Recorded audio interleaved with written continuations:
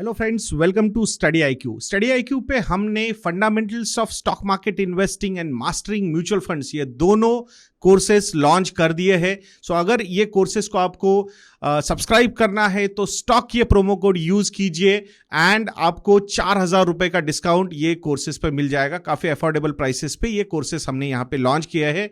आशा करूंगा आप जरूर उनको सब्सक्राइब करोगे। आज की ताजा खबर की शुरुआत 7,500 लाइक्स के रिक्वेस्ट के साथ हम यहाँ पे कर रहे हैं। तो इस वीडियो को हम 3 सेक्शन में डिवाइड करेंगे, जिसमें फर्स्ट सेक्शन में कंपनी स्पेसिफिक न्यूज देखेंगे, सेकंड सेक्शन में इंडिया इकोनॉमी की न्यूज देखेंगे, इंडियन इकोनॉमी की, एंड थर्ड सेक्शन में वर्ल्ड इकोनॉमी में क्या हो रहा है उसके बारे में हम बात करेंगे। बाकी जो नॉर्मल डिटेल्स है, यूएस मार्केट कितना ऊपर था, 10 ईयर जिससे कितनी ऊपर थी, वो सारी डिटेल्स आपको हमारे ट्वीट में और कम्युनिटी पोस्ट में मिल जाते हैं। तो यहाँ पे मेजर फोकस जो रखेंगे वो न्यूज के एनालिसिस पे रखने की कोशिश यहाँ पे करेंगे, जिसमें अगर 10 ईयर जिससे यील्ड हो, यूएस मार्केट्स हो, वहां पे कुछ बड़ी न्यूज है तो definitely we will analyse those news, so don't worry about that. तो आइए शुरुआत करते हैं कंपनी स्पेसिफिक न्यूज के साथ। सो टाटा मोटर्स के लिए एक बहुत ही पॉजिटिव न्यूज है। 10,000 एक्सप्रेस टीज, ये जो उनके इलेक्ट्रिक व्हीकल का वेरिएंट है, उसका डील हो रहा है या हो चुका है, साइन हो चुका है with blue Smart mobility. So blue Smart mobility एक ऐसा एग्रीगेटर है, फ्लीट एग्रीगेटर, जो सिर्फ और सिर्फ इलेक्ट्रिक व्हीकल्स पे फोकस करता है। एनसीआर रीजन में बहुत ज्यादा फोकस है इनका, और वहां पे और ज्यादा मतलब प्रेजेंस बढ़ाने के लिए ये डील यहाँ पे हुई है। 10,000 इलेक्ट्रिक व्हीकल्स टाटा मोटर्स इनको सप्लाई करने वाला है। The deal size could be more than 1,000 crore rupees. Basic जो वेरिएंट का कॉस्ट है वो अराउंड 10 लाख रुपीज है, तो उसके हिसाब से मोर देन 1,000 करोड़ रुपीज का ये डील हो सकता है। अब इसका टाइम होराइजन कितना होगा ये तो बताया नहीं है इस डील में, मतलब जो अनाउंसमेंट हुई है, बट एटलीस्ट 2 से 3 सालों में ये व्हीकल्स प्रोवाइड किए जा सकते हैं to blue smart.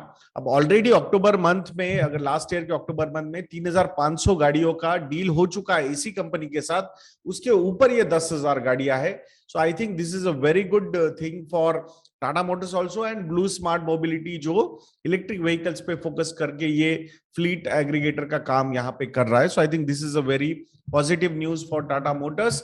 I think electric vehicles के पॉइंट ऑफ व्यू से अगर हम देखेंगे, जो एडॉप्शन है वो बहुत ज्यादा बढ़ता हुआ नजर आ रहा है, and that is a very good sign from the global warming point of view also, and plus adoption of this green energy technology also. So good things. TCS के बारे में बात करेंगे।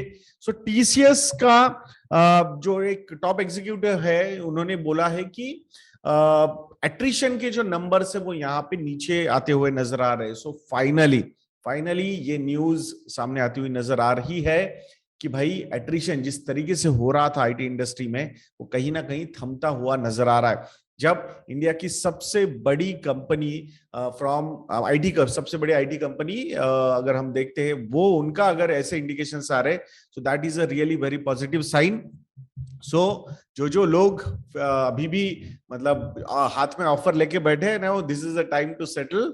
सो ज्यादा बार्गेन हंटिंग मत कीजिएगा। I think things can turn out little negative in coming quarter, so it's better to get a good job now.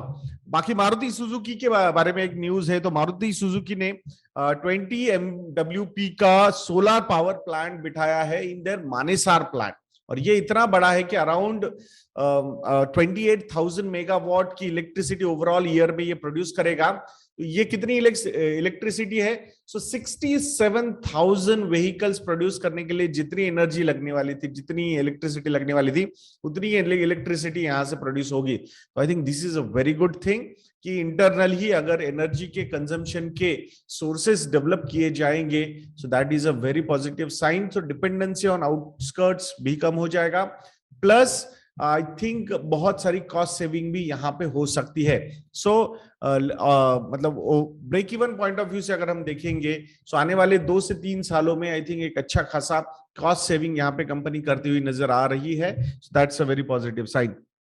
Angel One नाम की कंपनी आपको पता है लिस्ट हुई है, ब्रोकर है, डिस्काउंट ब्रोकर, मतलब जीरोदा और ग्रो या फिर अपस्टॉक्स, जो चैलेंज इन्होंने पोज किया था उसको बहुत ही सही तरीके से एंजल ब्रोकिंग ने एंजल वन के नाम से आंसर दिया है। और इनके कस्टमर का बेस जो है वो 1 करोड़ कस्टमर बेस क्रॉस कर चुका है। So in last 12 months more than almost double हो चुका है इनका customer base from 50 lakh to 1 crore. I think in these markets जो डिस्काउंट ब्रोकर्स ने चैलेंज पोज किया था उसको बहुत ही बढ़िया तरीके से इस कंपनी ने हैंडल किया। Otherwise the other dis because Angel broking was a typical traditional broker earlier, but they have reacted to the competition really well vis-a-vis the other traditional brokers which are still struggling. They are still losing their customers.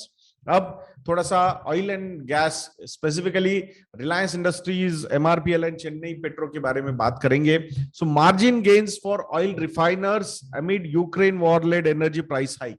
सो ये good news है। सो यहाँ पे margin gain हो रहे इन companies को। Normally कैसा होता है कि जब क्रूड ऑयल के प्राइसेस बढ़ जाते हैं तो ये कंपनीज उस तरीके से मार्जिन इंप्रूवमेंट नहीं कर पाती because of the demand problem. But now currently अगर हम देखेंगे तो एक अच्छा खासा सप्लाई रेस्ट्रिक्ट हुआ है, प्लस चाइना में जिस तरीके से लॉकडाउन वगैरह लगे तो वहां पे भी जो रिफाइनर्स है वहां पे भी लॉकडाउन के चक्कर में चीजें बंद थी। तो इसीलिए इस समय में इन कंपनीज को specifically RIL, Chennai petro, MRPL, इनको बहुत ज्यादा बेनिफिट यहाँ पे हुआ है। और कल तो एक मॉर्गन स्टैनले ने रिपोर्ट भी निकाली थी रिगार्डिंग रिलायंस इंडस्ट्रीज, जिसमें उन्होंने कहा था कि ये जो क्वार्टर रहेगा, ये first quarter of FY23, this is going to be the best quarter, this is going to be the best quarter in the Reliance Industries history. So अभी अगर ये ऐसा होता है तो definitely it's a really positive news for Reliance Industries. Share size अगर हम देखेंगे तो definitely I think numbers will be in thousands of crores. Even MRPL and Chennai Petro दो साइजेस बहुत स्मॉल है, but I think it is a positive news for this company too. अब Indian economy के बारे में बात करेंगे। सो इंडिया की जो 10 ईयर जिसे यील्ड है, that yield is has crossed almost 7.50%। मैंने आप लोगों को पहले भी कहा था कि ये जो यील्ड है ये आपके लिए फिक्स इनकम सिक्योरिटीज में, डेट सिक्योरिटीज में काफी इंटरेस्टिंग इन्वेस्टमेंट ऑप्शंस शायद आने वाले समय में क्रिएट कर सकता है।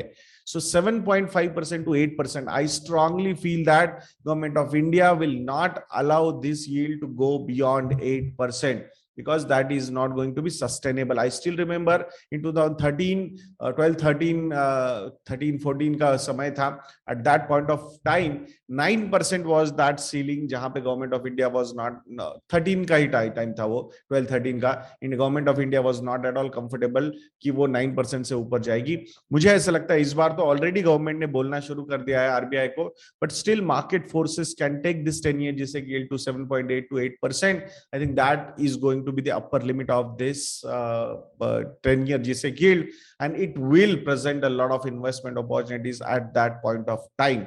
So we will keep you updated regarding that. ये 3 साल की हाई लेवल पे गई है, डेफिनेटली इट इज निगेटिव, मतलब ये एक्सपेक्टेशन बिल्ड कर रहा है कि भाई रेपो रेट के जो हाइक्स है वो ज्यादा हो सकते हैं। So from that point of view, it will not be good. वैसे देखा जाएगा तो अभी 8 जून को हमें पता चलेगा आरबीआई क्या एक्शन लेने वाला है।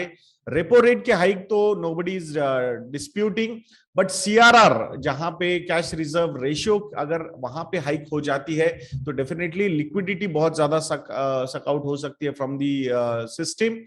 तो वो बैंक्स रिक्वेस्ट कर रही है आरबीआई को कि प्लीज वैसा मत कीजिए, आपको रेपो रेट हाइक करना है तो there is no problem, but CRR अगर हाइक किया जाएगा तो वहां भी जो पैसा निकाला जाएगा उस पे ना कोई इंटरेस्ट मिलने वाला है बैंक्स को ना कुछ, तो वो शेयर लिक्विडिटी सकआउट करने का ही मेथोडोलॉजी है। So from that point of view banks are requesting, already आपने एक बार बढ़ाया हुआ है सीआरआर, सो अभी सीआरआर मत बढ़ाइए बट रेपो रेट बढ़ा दिया, so I think these banks will not mind that and even market will also not mind that. But अगर सीआरआर भी बढ़ाया जाता है तो definitely I think it will be a little negative for the banking industry, no doubt about that.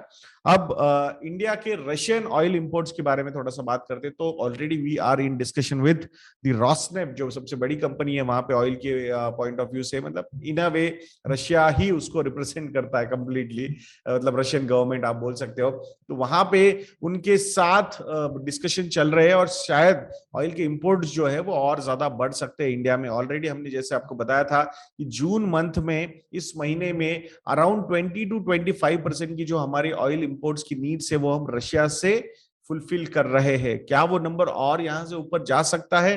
Definitely it can go. So let's see कि वो कितना और ऊपर जाता है that particular number. I think looking at this current situation जहां पे $120 per barrel, ये prices are not going to be sustainable for India, and that's why India को अपने इंटरेस्ट देखने ही होंगे। मिस्टर एस जयशंकर जी ने जिस तरीके से एक आंसर दिया है towards the European media, in a way they were trying to pressurize us, but I think it's always better to be upfront in this world, because everybody is looking for their own interest. अब US क्यों support कर रहा है, क्यों नहीं कर रहा है, कैसे उनके डिफेंस सिस्टम्स वर्कआउट होते हैं, कैसे उनके लिए डिफेंस के प्रोडक्ट्स के लिए डिमांड बढ़ रही है, कैसे शेल ऑयल एंड गैस मतलब और ज्यादा मतलब ल्यूक्रेटिव बनता जा रहा है, या फिर यूएस को उससे कितना फायदा हो सकता है अगर रशिया को बैन किया जाएगा। So I think Iranian oil and Venezuelan oil भी मार्केट में आने नहीं दिया जा रहा है।